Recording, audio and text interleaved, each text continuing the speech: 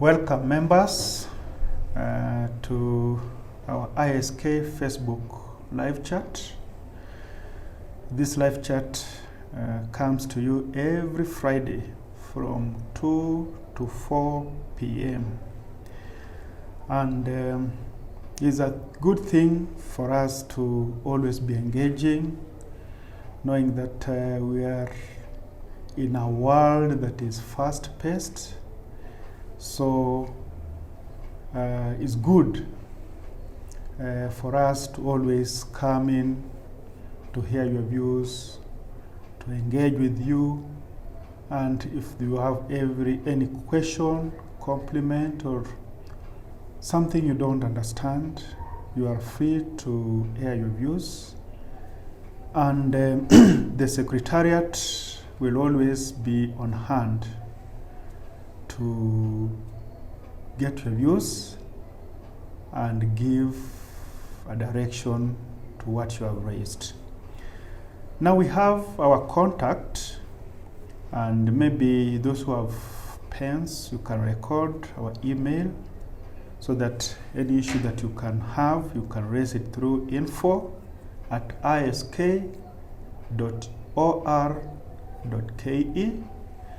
We have also a WhatsApp number and then a website. So the WhatsApp number is 0724 929 737.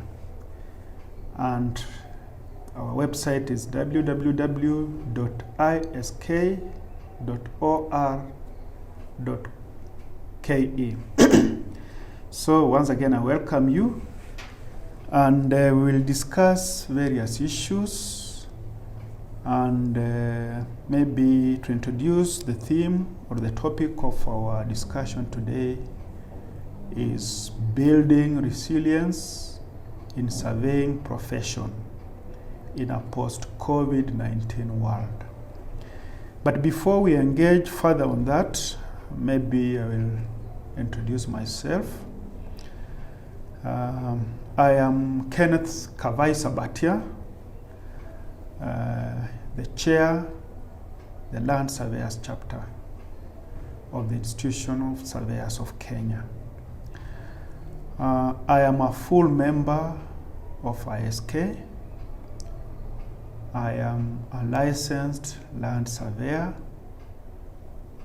I am also a council member of ISK. And I'm also in private practice. And I practice through Zamocom Kenya Limited, surveying and mapping consultancy firm. To start with, I think many things will come along. But there is one of you who has raised one question that I'll go directly to, and this one is about taking us through how the COVID-19 pandemic has affected our profession. But before I tackle that question, I will also state that the Land Surveyors Chapter is one of the many chapters, the 6 chapters that constitute the Institution of Surveyors of Kenya. And maybe the questions you will float maybe will also touch on the Geospatial Chapter surveyors. We have 3. One is Land Surveyors, another one is the Geospatial Information Surveyors Chapter, and the Engineering Surveyors Chapter. So the 3 branches of the 3 chapters constitute the Geospatial Surveyors of the Institution of Surveyors of Kenya. Now, to answer this, the impact or what COVID-19 pandemic has brought about to affect our profession. It is a well-known fact that this is a pandemic that is new to us. And we have felt its effect since we first received or got the first infection in March this year. And because of the newness of the pandemic, we have been affected greatly in our various forms of operation. And as we follow the government directives and guidelines, protocols, we are supposed also to know that as professionals, our work has to go on. We have this pandemic affecting us across the board. We have our transactions, surveying profession touches so many other sectors of the economy. It is involved in the banking sector. We have the land transactions, the registries, and every other place, knowing that we are dealing with the real estate. And we have had a slowdown in many operations that touch us. Remember, surveyor collects data. That data is supposed to be processed, especially with the line ministry of the government. And here we are talking about the Ministry of Lands and Physical Planning. We have had several issues, and the government through the Ministry of Lands has variously closed, even before the pandemic. They have closed the registries and the departments just to improve on the service delivery. But when this pandemic came in, that accelerated our troubles, especially in processing of our work at the lands. Remember, we deal with various surveying aspects on land. And if we take an example of subdivisions, you cannot now effect any subdivision without the Land Control Board consent. And we know most of our boards have been closed because of the pandemic.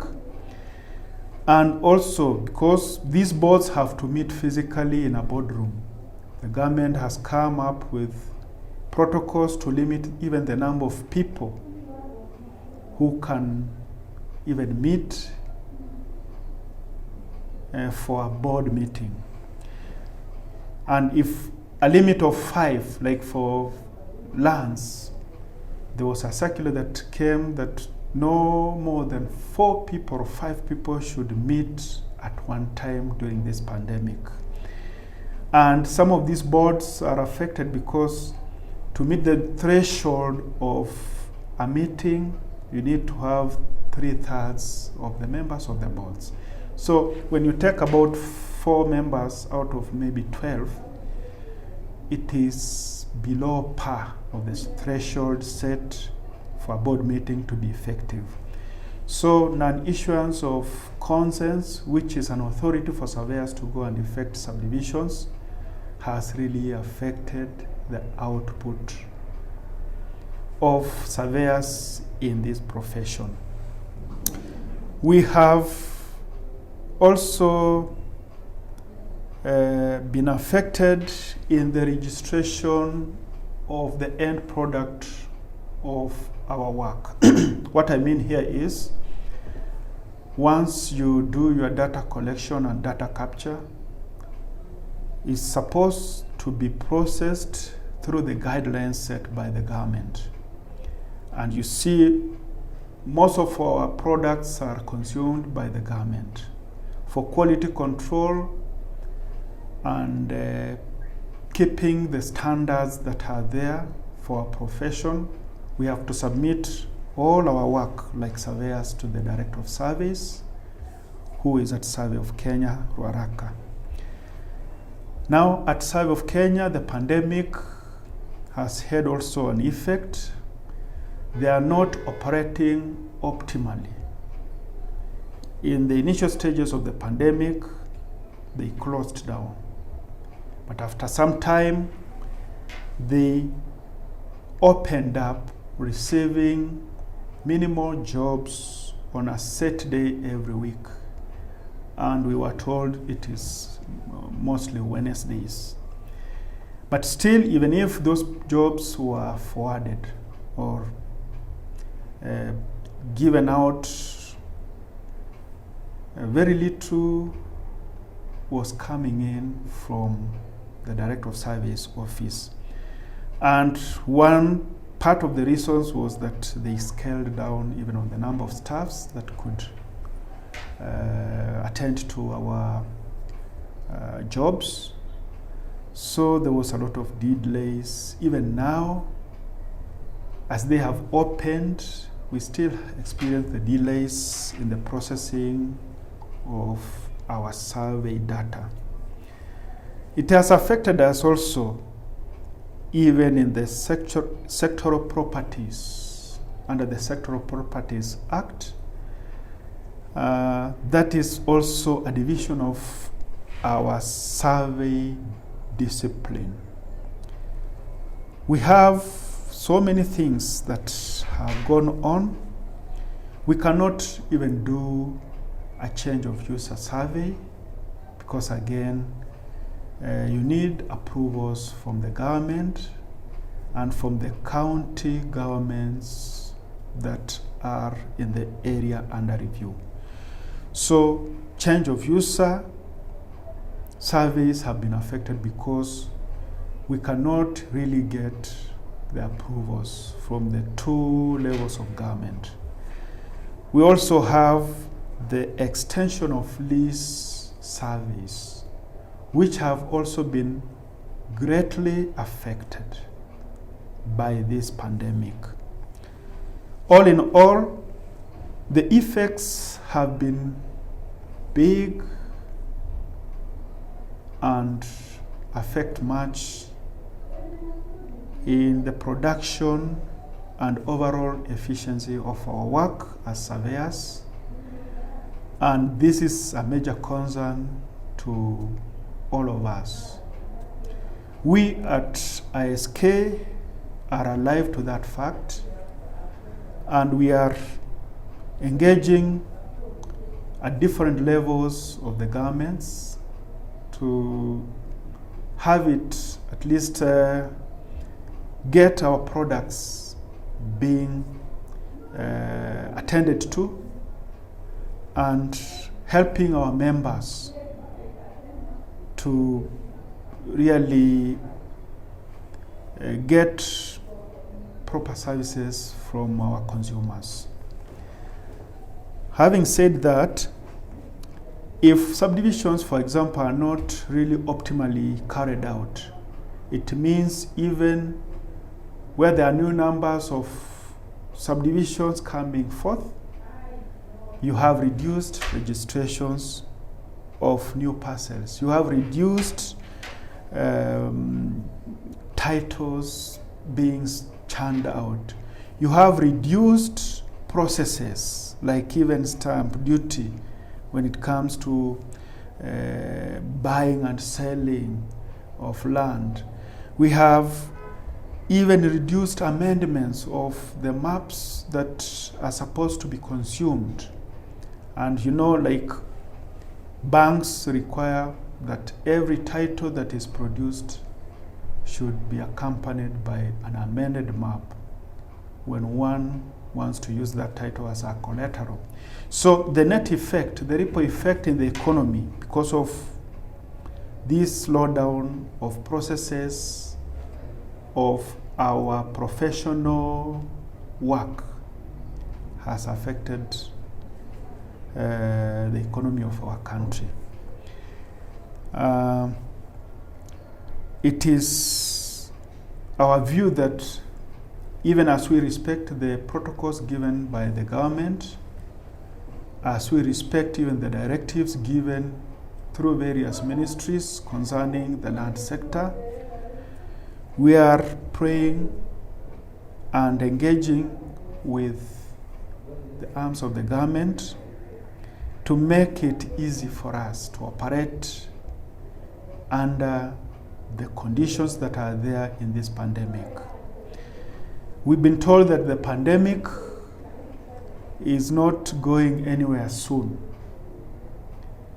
And that is a fact that has really made us to think hard on how best we can work, be productive, and be effective in our professional line as we observe the protocols and the guidelines that are set from time to time by the government. So we have been affected, and we are still have to do a lot of work even as we keep an eye on the changing environment of our work in the professional field. Another question that I'm seeing being asked is, how can surveyors ensure their safety is guaranteed when in the field? How can surveyors ensure that their safety, and I think the safety of their staff, is guaranteed when they are performing that professional work in the field? As I've said before, the guidelines that are set by the government are for the good of each one of us. We wouldn't like to hear that surveyors are the hardest hit in this pandemic season.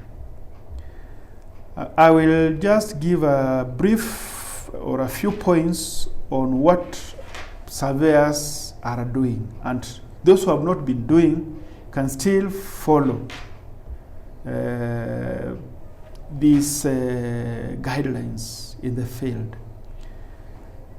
One is surveyors' safety can be realized by following what the government has said. This is sanitizing your hands, putting on your face mask, washing your hands frequently, and keeping distance. Now, for the surveyors, especially if you are doing a big project and you have a big number of staff, we recommend that you have to employ more vehicles. So it means, again, you incur more extra expense to carry your staff, so that, as the government has said, every 5-seater vehicle or a saloon car can carry about 3 people. So if you have large numbers of staff you are transporting, you will be required to engage more transport infrastructure in your schemes of work.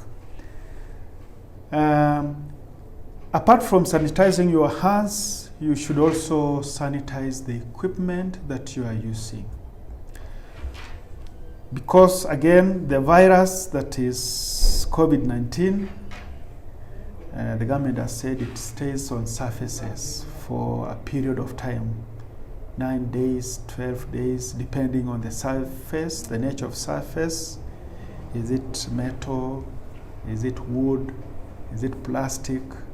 So frequently sanitize the equipment you are using. And if one is using that equipment and it's touched or it's supposed to be used by another person, those protocols must be followed. Sanitize frequently and make your working environment clean. When it comes to sharing the equipment in the office as surveyors, the computers, the laptops and all that, remember again the same things. keep them clean, sanitize frequently, wipe them, and make sure that the surfaces you are operating on are always clean. Keep social distance and adhere to the government rules that we are given. Another point is to ensure that your employees are generally informed through the government as it gives the directives. I think that one has been given out. Now, when you are moving between towns and you spend a night maybe in a hotel, make sure that you get tested very often. Maybe when you go to the town, do your work.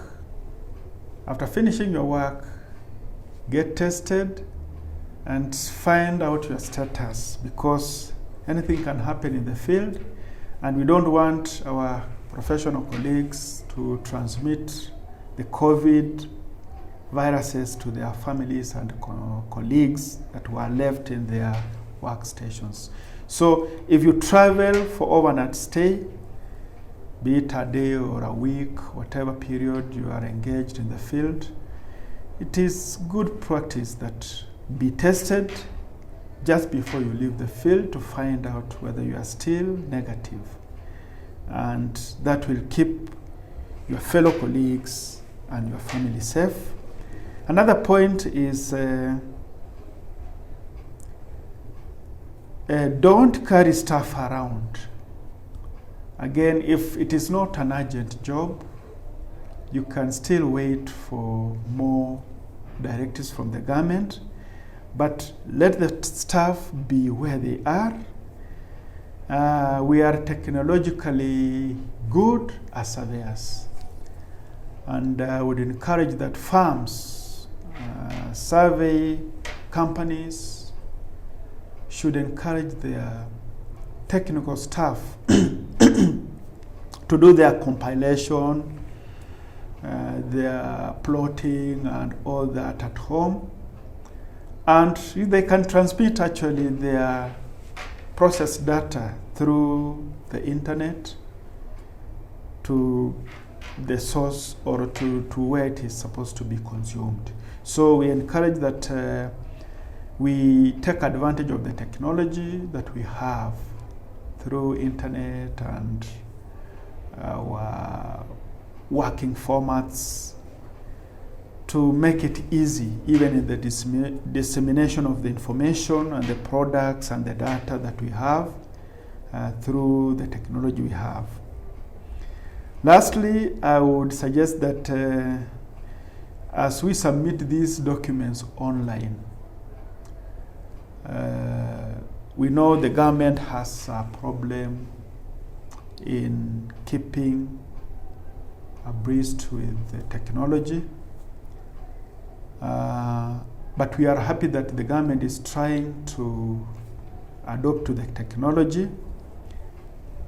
We know that they've been testing the NLIMS system, National Land Information Management System, and it's our prayer that the government will fast track the implementation of that system so that all our jobs may come or move from manual or analog way of doing things to technical submissions. So I would humbly request that the government, even as it tries very much to help us ease the burden of COVID-19 in our processes, that they should put in place the systems that have been developed by the task force and NLIMS. We have the Eric Nyadimo task force that has done a good job, and it's just a matter of just now patching up and putting the loose points so that the government, if it adopts what has been done, it will be to our own advantage. And it will help us as professionals to limit human contact so that we can always do these things online and still get the same quality that the government wants us to have with our products. There is also another question here by one of the members. And before we go to that question, I would suggest also to encourage members to participate in this Facebook live chat, which come every Friday from 2 to 4 p.m. Because as a professional member of ISK, when you participate in the live chat, you get your CPD points. I think you get 2 CPD points. And when you are asking questions, also ask relevant questions that regard our profession and of the topic of the day. So as the questions come in, remember the theme of our discussion today is building resilience in surveying profession in a post-COVID-19 world. So we go to the other question that I see here. How the closure of land registries countrywide affect the operation of surveying profession? I've actually touched partly on the closure of registries and various government departments in the Ministry of Lands and Physical Planning. We have had,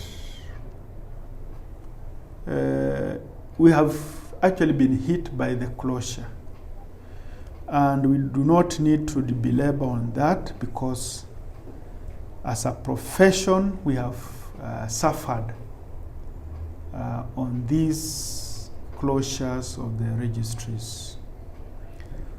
Our colleagues in VEMS chapter and even surveyors, because again, when you are doing due diligence as a professional, you are given a copy of the title by a landowner that subdivide for me this, or do a resurvey of this land, or re-establish the beacons concerning this particular property.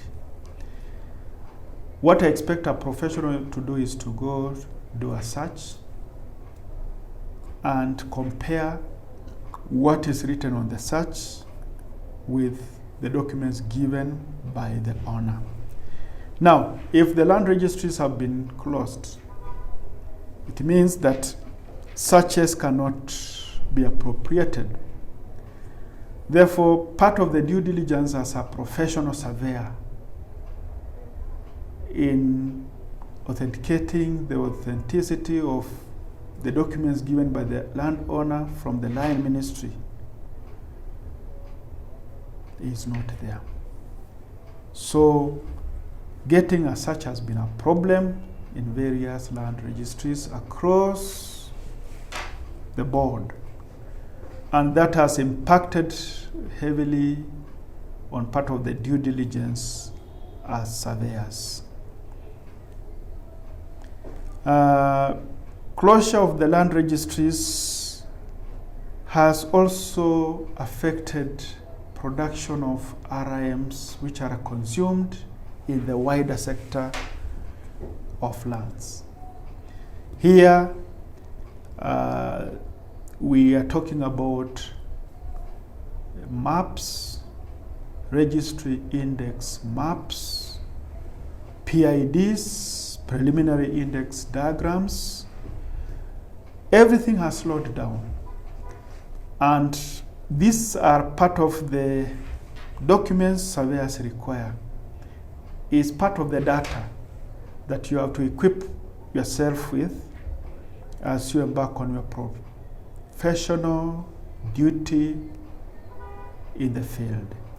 So the closure means much of the data we depend on cannot be easily accessed.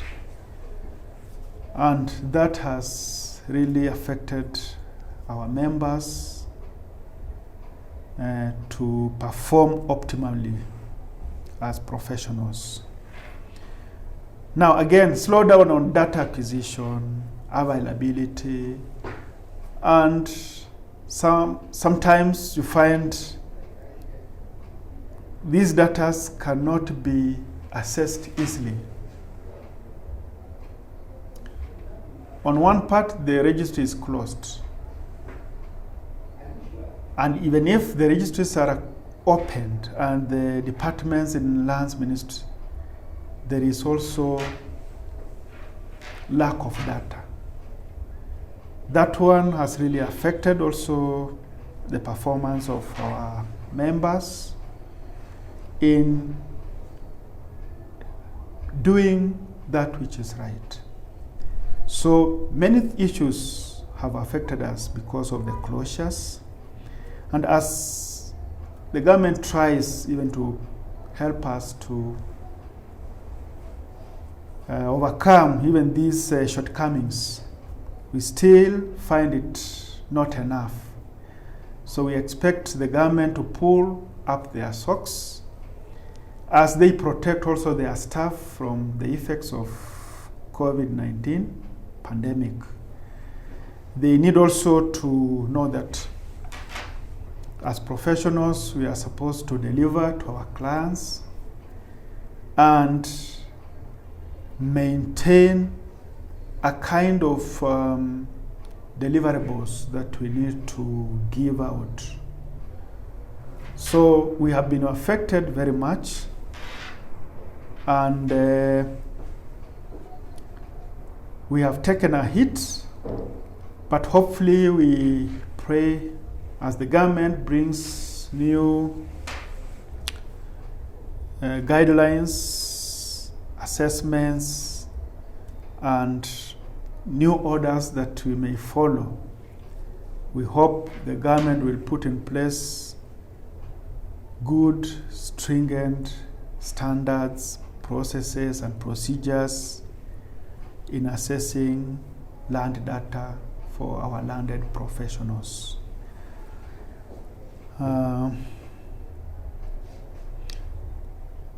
There is here another question that I would like to tackle, and the member is asking, please take us through the process of verifying the authenticity of a surveyor and filing a claim or a complaint, a case of malpractice. Thank you very much for that question.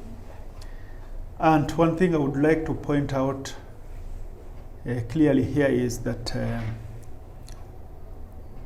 we have a set standard as a professional body on how we deal with various issues, challenges, and malpractice, complaints, and professional misconduct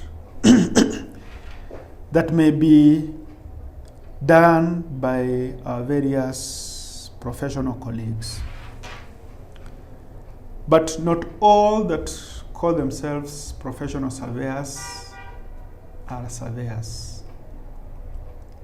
What I mean here is that there are so many people out there having done their training, maybe in various survey fields, yet they have not joined the Institution of Surveyors of Kenya. But they are still doing what they call practicing, offering survey services to the members of the public. Many are out there, including brokers, that they have misused the term surveyor. And they have hoodwinked members of the public to believe that anybody calling himself a surveyor is a surveyor. So to answer this question, first of all, we would like to know whether the person who has offered the professional product to a client is a member of ISK. If the member or the one who has been accused of malpractice or professional misconduct is a member of ISK, what we advise the complainant to do is to submit a written document or a formal letter to the Chief Executive Officer of ISK. Now at ISK we have a secretariat and a CEO. The secretariat is normally concerned about dealing with day-to-day running of our institution. So if you have that complaint, just write formally, submit it to ISK Secretariat. And once the complaint is received, the CEO will formally now inform the council of that complaint and the various grounds that the complainant has put forth. So the council will mandate the PPE. PPE means Professional Practice and Ethics Committee.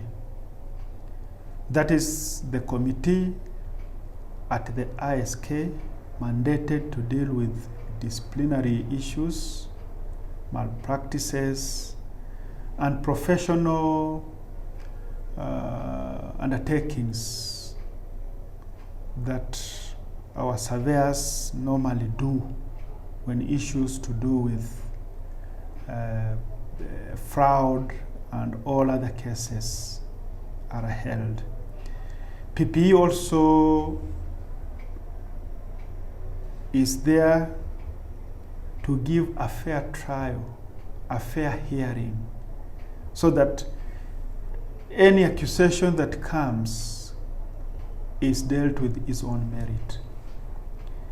And at times you may find somebody who just want to malign a name of a professional member, and those are the things we guard against, because we are there to protect our professional colleagues and also to give a hearing or an ear to the members of the public who are offered our professional products. So if that complaint is looked in the mirror of all the demerits and merits, a decision is normally taken, but the PPE committee will always, after looking at every side, will give the recommendations to the council, and the council now takes disciplinary action. One thing here is for to be taken in is that if the case brought forth by a complainant is of criminal nature, we allow the complainant to take it to the relevant government agency, either report to the police or take up a court action. But when we find it's because of professional misconduct, then we have a way of dealing with it internally, and we discipline the colleague or our member according to the laid down procedures and guidelines for professional practice. As I had said earlier, we have so many people out there that though they may have trained as surveyors, but they are not members of our association. So if that complaint comes, first of all, the Secretariat checks the records of the member. And if he is up to date, then the other disciplinary procedures are instituted. Now the member is given a hearing. Of course, you do not just judge somebody because a complaint has been raised about him. So we give the member also a hearing to respond to the issues raised by the complainant and to clarify a few things concerning the case that is before the council. At one time again, we may require that the complainant can come and also clarify further what is in his complaint. So the PPE will always give a fair hearing on both sides. As I told you, I'm a council member, and I'm also a member of the Professional Practice and Ethics Committee. So those issues, we handle them diligently, fairly, and when we issue the recommendations that need to be acted on, we do it knowing that we have looked at all the aspects of the case and all that is within our means according to the guidelines of discipline that we have for the PPE. Then we issue that final verdict and leave it to the council to decide on the next course of action. I think on that question, I can only say that no one should feel left out. If you have an issue with a professional surveyor, members of the public are given a chance to give their complaints,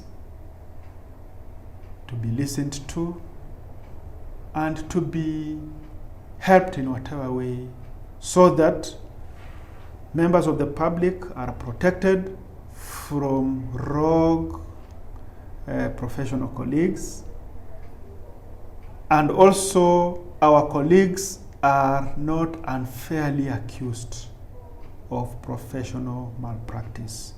So we look at issues the way they come, and we help on both sides so that we may come with a right decision to inform the actions to be taken.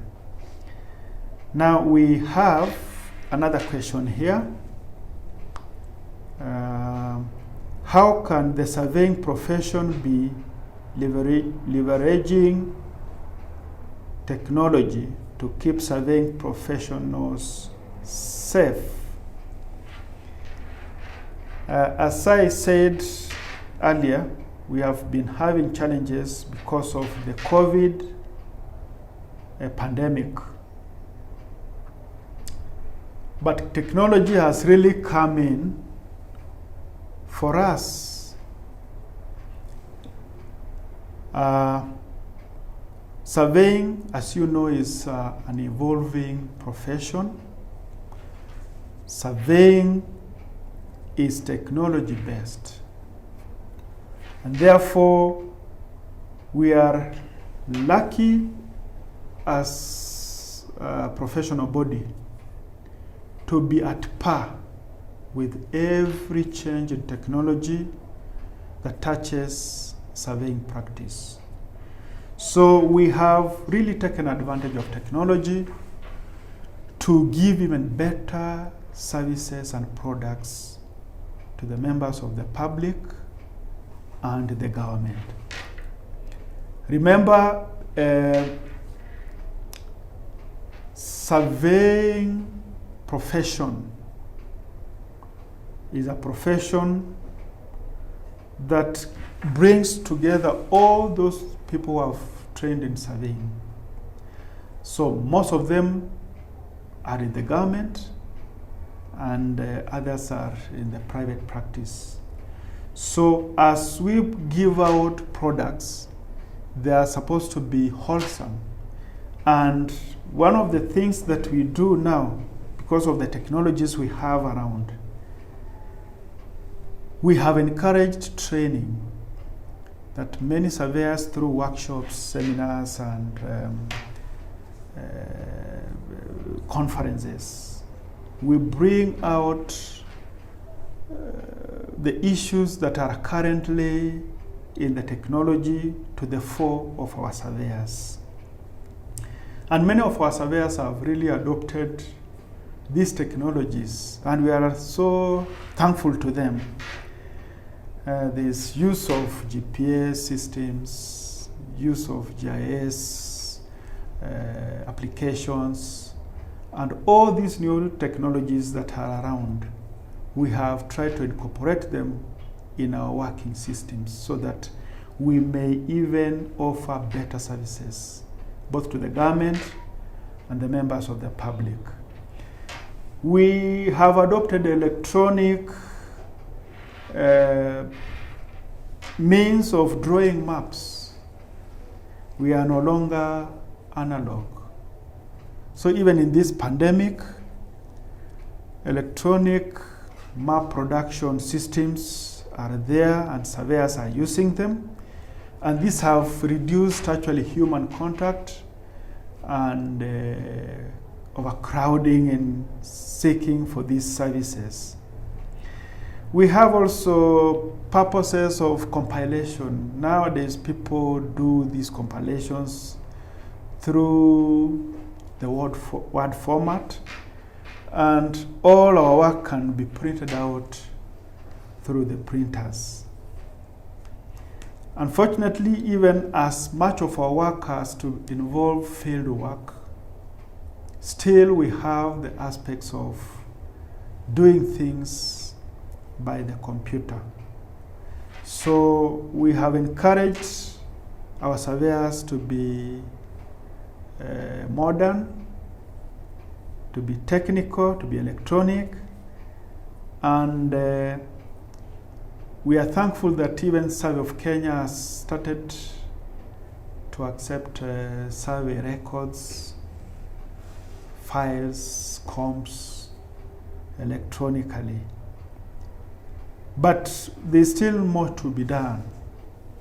And this is where ISK has taken a leading role, even to engage with the government to improve on their systems so that we may be allowed now to submit all our jobs online.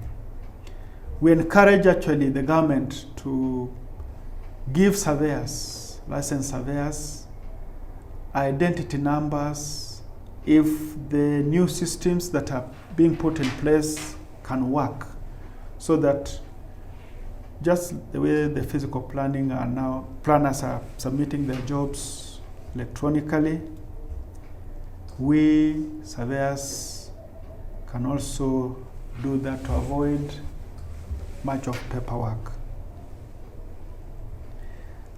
We have looked at what is in the market out there, and the response to advancement in survey field through all these applications has been very encouraging, and surveyors are good in technology. Surveyors are actually the most digital people I have ever seen around, and we have not been left out in adopting, using, and taking advantage of the technologies that are currently in place for our own advantage, for our own use, for our own consumption. So these technologies have come in handy, and during these pandemics, we have really taken advantage of what is currently around and available to provide services to our clients. We also have Zoom for meetings that may be there. Like the Land Surveyors chapter, we have held 2 Zoom meetings which have been very encouraging. And I think that is the way to go, because still work has to be done. Things have to move on, and we have to keep apace with the evolving technologies that are available in the market. Another question here that one of the members is asking is, as a professional, what linkages that are required by the ministry to improve the land sector in the country? The linkages that we require in the ministry, as we deal with it, are just many. But I will give a few that I think may be required, so that as professionals who work hand in hand with the Ministry of Lands and Physical Planning, we can always work together. We can always perform tasks that can be shared, because we are like conjoined twins. And we are happy because, as you know, the task force, the Nyademo task force that was put in place by the ministry, much of, or almost all of its members are members of ISK. Nyademo, being the chair to the GIS chapter, is the chairman of that task force. So you can see we are working closely with the government, and it's our duty to help the government where we can, especially when it comes to modernization of the land registries. We are ready to offer whatever help that the government requires. Surveyors are very digital, and we will require frequent consultations, frequent meetings, and those meetings must be above board. We have been encouraged by the current setup with the ministry, and so far so good. But a lot has to be done, because one thing, you can do something like NLIMS, LIMS system that is being developed by the government. Another thing is implementation of that system. So we will really encourage the government, the way it has chosen to deal with NLIMS, to put it in place to work as soon as possible, so that as surveyors we may take advantage of this technology, of this system, for our own good, for the good of the members of the public, for the good of the profession, and for the good of the country. So, as professionals, we have not backed out in facing the government. We are still engaging with the ministry, and we are holding so many discussions, meetings, forums frequently. And whenever any opportunity arises, we take advantage of it. And this one, I can assure you, we are really engaging, and we would like to see improvement of services. We want to see adoption of technology. We want to see things moving forward. We want to get rid of the analog systems that are there. We want that if you want any data concerning survey, you can still access it through LANs. Those are the things that we really are occupied with, and we are working seriously to see that these linkages that we have with the government may be fruitful for all of us to enjoy. So these linkages are there. We are still mapping out on anything that we may require to do together with the government. We have opportunities, we have windows that are opened, so we are trying to see how best we can deal with our government. And remember, most of the workers, colleagues, professionals in the Ministry of Lands are also members of ISK. We also encourage the government in recruiting professionals to seek advice, professional view from ISK. And the government has been so good at this, and we have seen much of their professionals as members of ISK, and we offer a lot of guidance, assistance, and advice whenever the government comes to us for various issues that may be there. So professionally, so far we are working very well with the government. But again, you know, there are so many challenges, especially when you are dealing with the government and the bureaucracies that are there.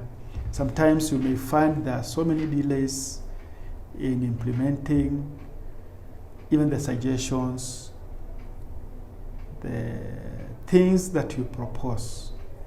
So the bureaucracy in the government will still make some drawback on the progress of the work that we may want to be done. But these linkages are there, and we are not losing hope, knowing that the government is for us all. We'll still work with it. We'll still be encouraged to keep on so that we may deliver the promise we have as professionals in the landed sector to our country. So I will tackle this question here. I'm seeing being asked comment on the digitization of land records.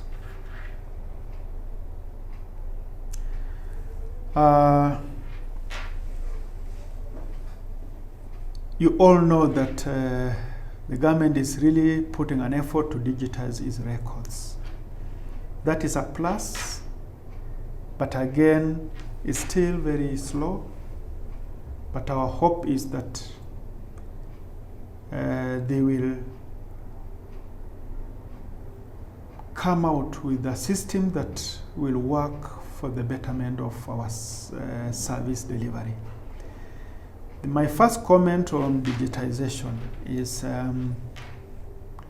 we need immediate implementation of NLIMS, National Land Information Management System. About a week or two ago, we were encouraged that the Director of Surveys invited us as ISK to send 2 people to a forum that they held on NLIMS. And there were so many issues and discussions that took place. That is something that we were encouraged about.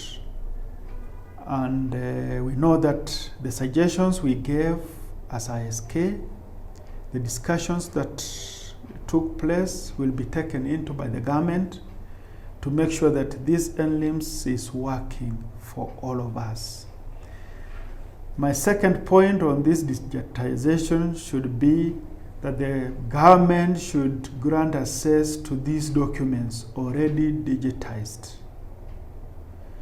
because the government is digitizing for ease of doing business.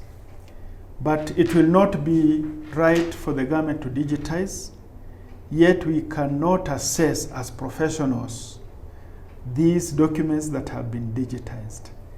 So I would urge the government that once NLIMS works, that professionals, surveyors will be able to assess these documents, this data, and all the information that we require very easily, so that we may also pass the benefits of these technologies to the members of the public. These informations that have been digitized concern about the parcels, the acreages, the distances, the deed plan numbers, all these things, very vital information. It should be accessed easily. The RIMs, the AFRs that are produced, and every data at the click of the button. We just need to have all that data. So we will encourage that the government should, as they do their systems, that they may avail all these things to us. The third point is that the government should involve the professionals in this process, like the data capture and all issues that are there, to ensure that the presented data is usable. It is like adoptive to everyone. So even as they develop NLIMS, we would like the government to consult the professionals so that that system may be compatible to the professionals and the government. I know there are some data that the government should keep as secret, but any obvious data that can be consumed by everyone should be availed easily. So in that light, I would maybe advise the government to also take on board the professionals in the landed sector to develop a good system, even as they try to implement electronic systems in their databases. The fourth point is that I would suggest that the government should implement a citizen-centric system and not necessarily a procedure-centric one. What I mean is that this system must work for the citizens of our country. And it is very easy to do it. As long as they consult, as long as they bring issues together and deliberate on it, I don't think there is any problem in having the citizen of the Republic being the biggest consumer of the products that are being given out by the government. After all, much of the government land is with the government, but the private land, which is the bulk of the land in this country is in the hands of private individuals. So that system that is public friendly should be encouraged so that we may draw a lot of advantages, a lot of good things from these systems that are putting in place, and that we may work to fulfill the dream of our fellow Kenyans that Kenya is a good place to work in, Kenya is a good place to find data, Kenya is a good place to do business. And I would encourage that as the government does this digitization, it must put the interests of the citizen at heart so that we may be geared towards being citizen friendly, other than being like a private cocoon whereby only those who are in the government can access the usual data that everyone else would like to have. I will also commend, as they implement the digitization and all those systems that they are working on, the government should allow at least 1 year for learning before the eventual rollout of the digital program. What I mean is that so far as they do these NLIMS, it's only a small group of people who are versed with it. But I know the registries that are in the counties also require technical staff. So this 1 year window will allow the staff to be trained and to be familiar with the system that has been placed, so that once it is fully functional, each county will be at par with the operations of the system. Each staff will be familiar with what is going on. But one thing I have seen is that on the implementation part, we always have a problem in the government. But if it can hear what we are saying, that they have to train the staff, everyone who is able to use that. Once it is rolled out, then everything will flawlessly be effected. Everything will flawlessly work out. Everything will effectively be done. And that will be our joy, because there's no need of putting NLIMS which will only serve the Nairobi area or a few counties, and the rest of the counties are still in the dark.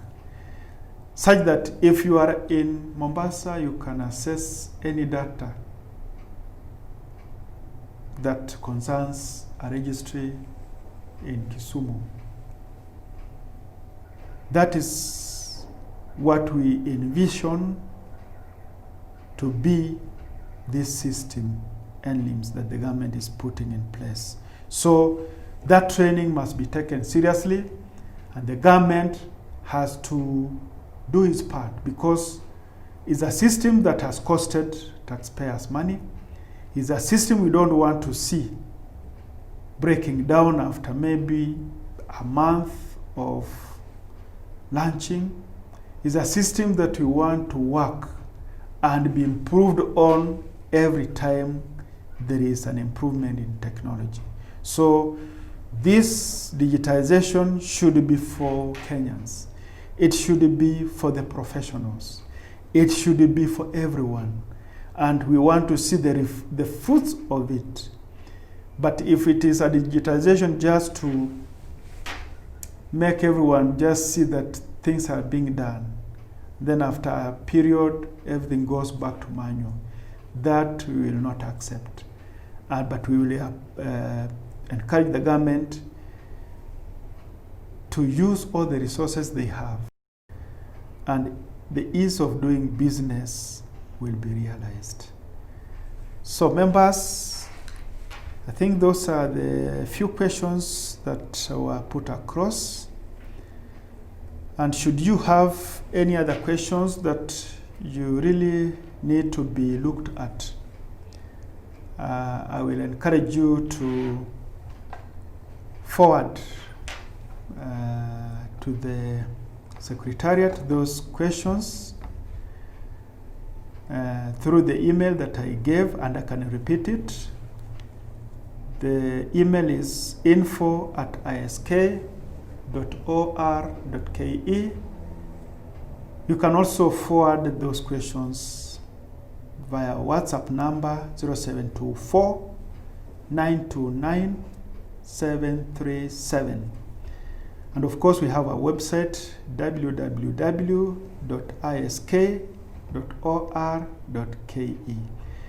The Secretariat will be able to compile those questions, and we will find a way of dealing with them and giving you appropriate answers as you bring out the issues that affect our professional practice in this country. Once again, you have been listening to the Facebook live chat of ISK, and this one comes to you every Friday from 2 to 4 p.m. And thank you very much for fielding those questions. Thank you for listening to us. And I would encourage you as professionals out there, if you find there are people who have trained as surveyors and they're just hanging without knowing what to do or where to go, you who have known us can still advise them to join ISK. Joining ISK, I know as we go on, you will know the merits, the advantages, the benefits you draw from membership. And encourage them to join, encourage them to apply for membership. And those who are already members, participate in every activity that is planned by ISK. By that, you will always grow professionally. By that, you will earn your CPD points. And by that, you will know what is happening in the professional field. So thank you very much, and God bless you.